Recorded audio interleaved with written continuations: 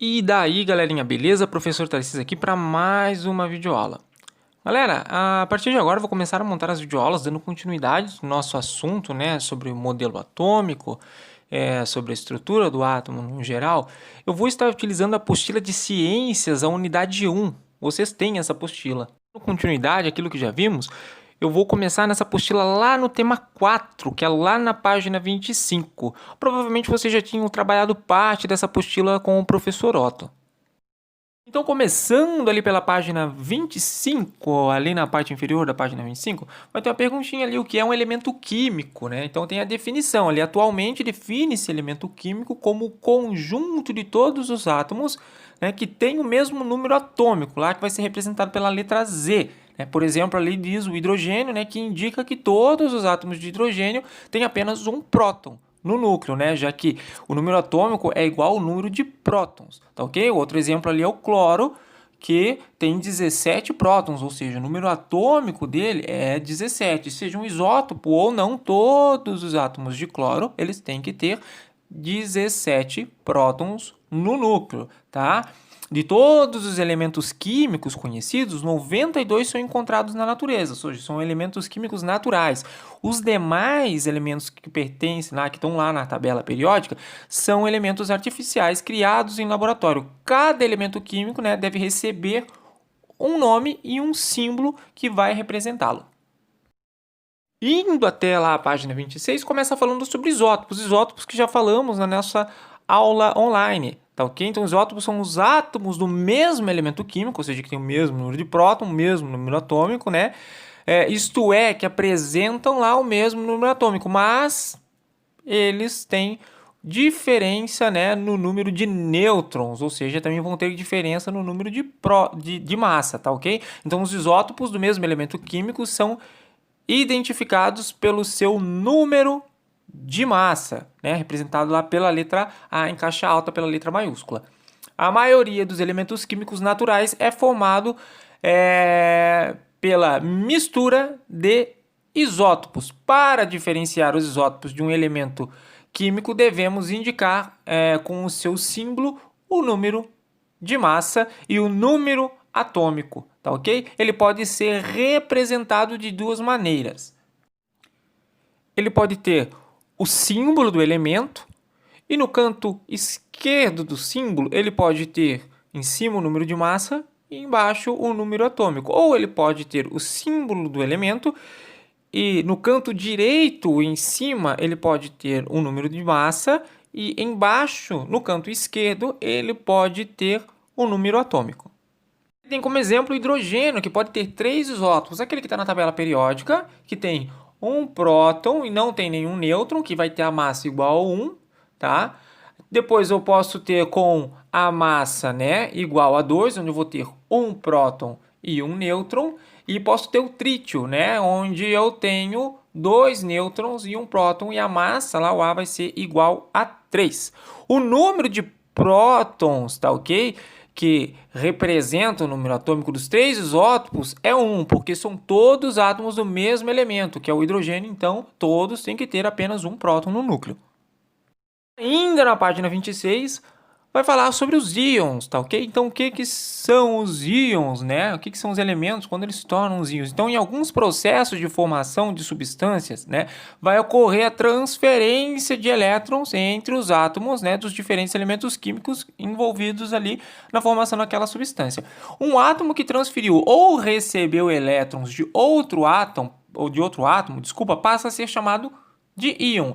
Átomos que transferem elétrons passam a ter mais prótons do que elétrons, né? Por isso adquirem um excesso de carga positivas. Esses vão ser chamados de cátions.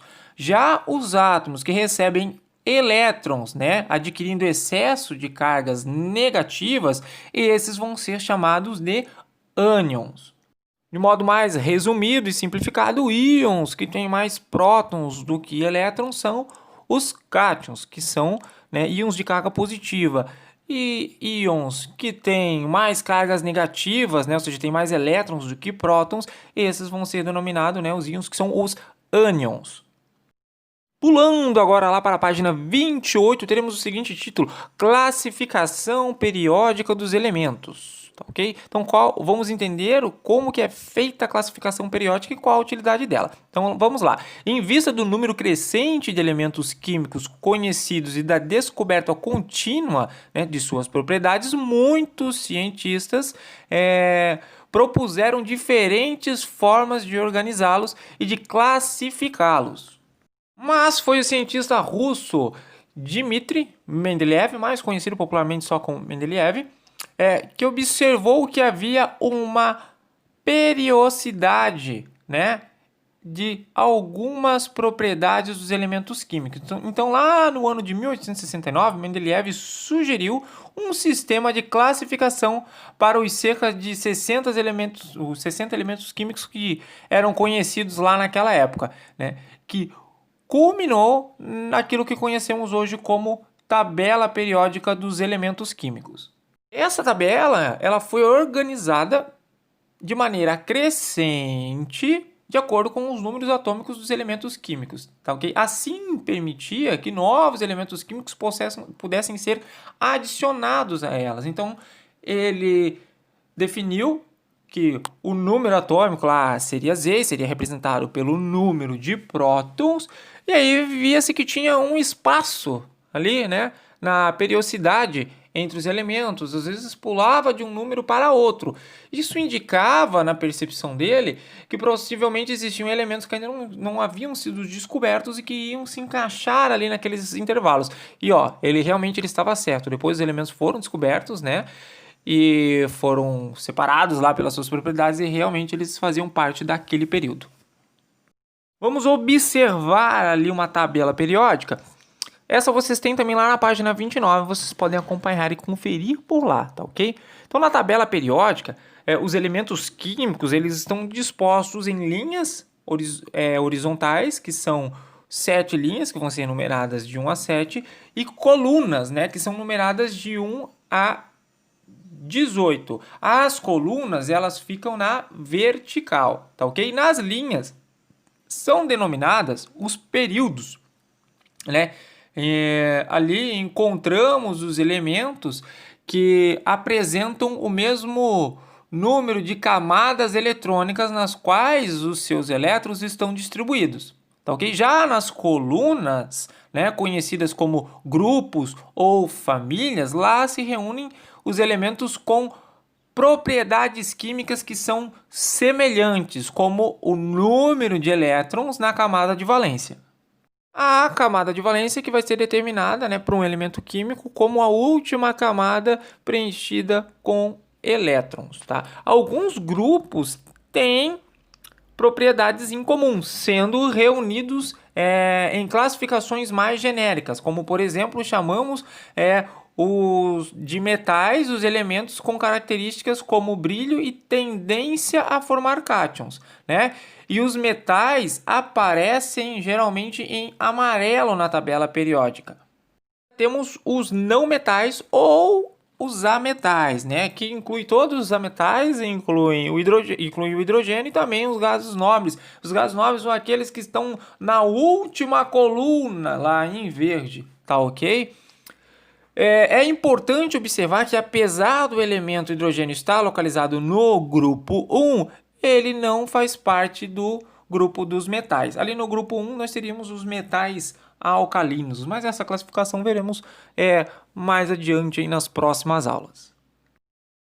Como tarefa de casa de vocês devem pegar essa apostila aí, né, que é o módulo 1, vocês vão abrir lá na página 27. Nessa página, né, se vocês acessarem ela online, também vai ter um videozinho lá para vocês assistir. Então vocês vão acessar ela aí pela web, vão assistir o vídeo e vão responder as questões que estão na página 27. Por hoje é isso, um abraço e bons estudos.